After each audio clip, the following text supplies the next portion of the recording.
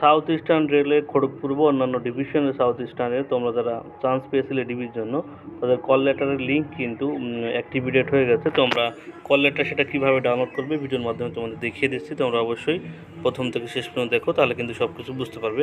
আমি অফিসিয়াল ওয়েবসাইটের লিঙ্ক আমি ডেসক্রিপশন বক্সে দিয়ে দেবো, চাইলে সেখান থেকেও তোমরা অফিসিয়াল পেজে আসতে পারবে, এবং আমি হোয়াটসঅ্যাপে লিঙ্ক দিয়ে দেবো, সেখান থেকেও কিন্তু তোমাদের সরাসরি এই লিঙ্কে আসতে পারবে। ঠিক আছে, এখানে আসার পর দেখতে পাচ্ছ এখানে একটা লেখা আছে নোটিস বলে, এই যে নোটিস এখানে তোমরা ক্লিক করবে।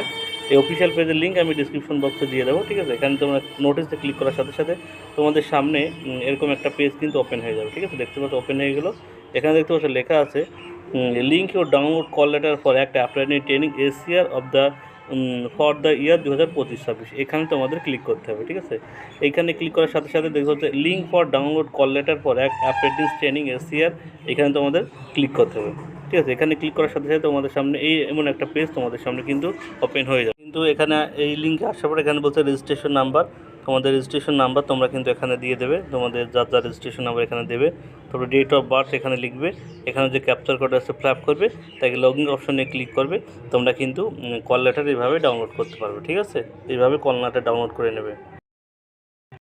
তারপরে কল লেটার ডাউনলোড হয়ে গেলে এখানে তোমাদের কবে সেই ডিবির ডেট সেটা লেখা থাকবে।